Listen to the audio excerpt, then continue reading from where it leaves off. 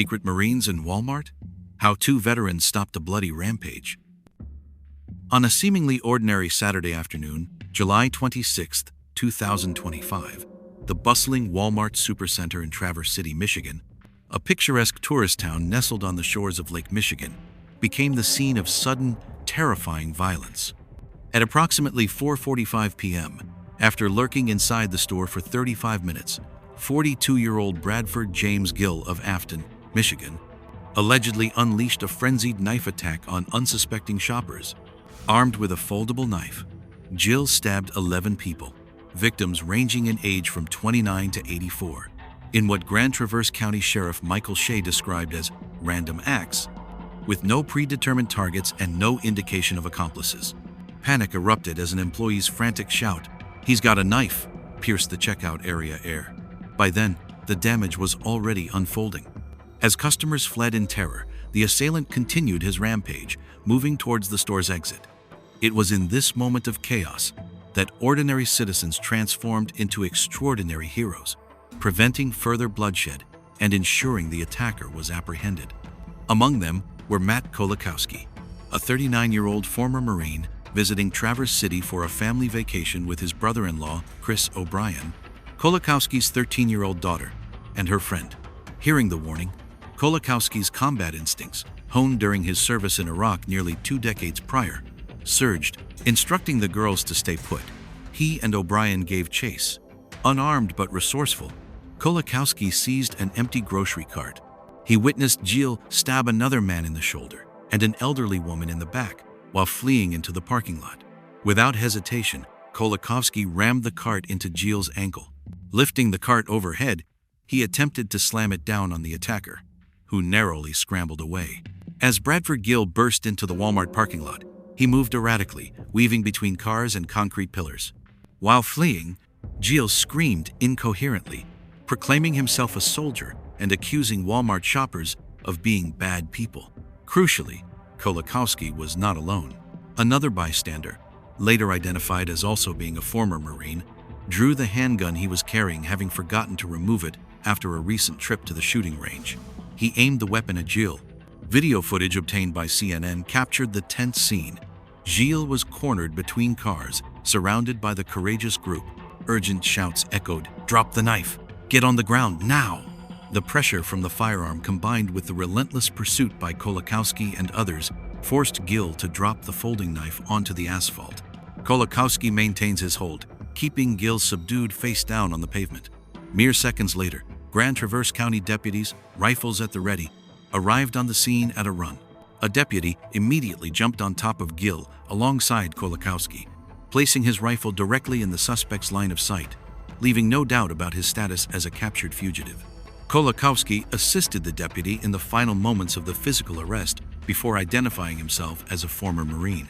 Recognizing his composure and capability, the deputy quickly handed Kolakowski first aid supplies, tasking him with helping the wounded still scattered in the chaotic parking lot, a task he immediately undertook, applying tourniquets amidst the sirens, flashing lights, and palpable terror.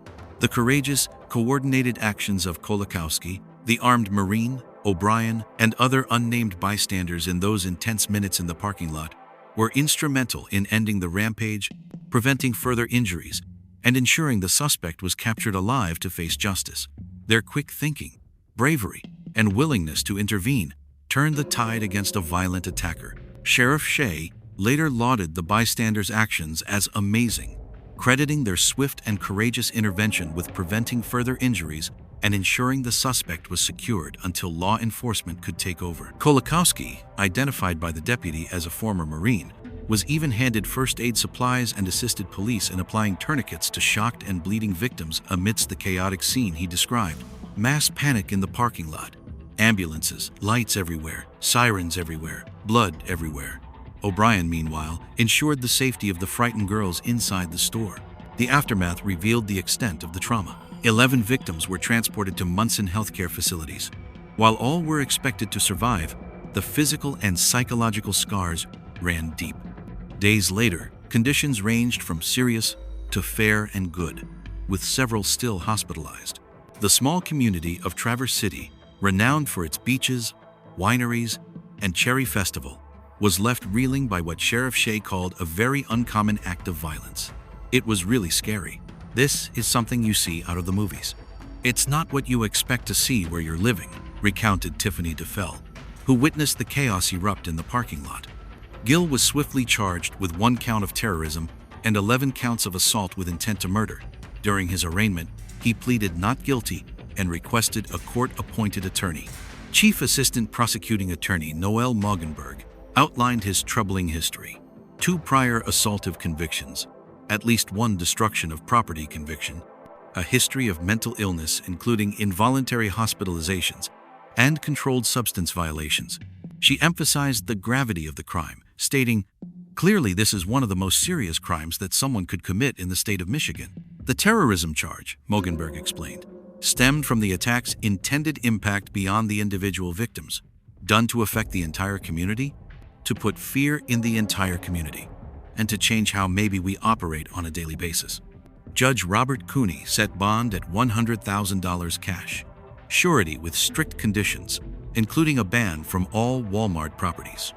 Gill faces life imprisonment if convicted, with his next court date set for August 12th, while investigators, including the FBI, continue probing Gill's motive, which remains officially unknown. The focus also turned to the profound bravery displayed by civilians. Walmart condemned the violence, stating, "Violence like this is unacceptable. Our thoughts are with those who were injured and we're thankful for the swift action of first responders." Michigan Governor Gretchen Whitmer expressed solidarity with the community reeling from this brutal act of violence. The actions of Kolakowski, the unidentified armed Marine, O'Brien, and others underscored a powerful truth: courage can emerge from anywhere. Kolakowski reflected on the armed bystander's crucial restraint. "Thank God the other Marine didn't pull the trigger, because now the families can actually get justice." O'Brien echoed the sentiment, acknowledging the difficulty in comprehending the violence but emphasizing the hero's composure. In the face of random terror, it was the collective resolve and swift intervention of ordinary people that cornered a killer, minimized the tragedy, and offered a beacon of resilience for a shaken community. Their decisive actions transformed a parking lot of panic into a space where justice, rather than further bloodshed, prevailed.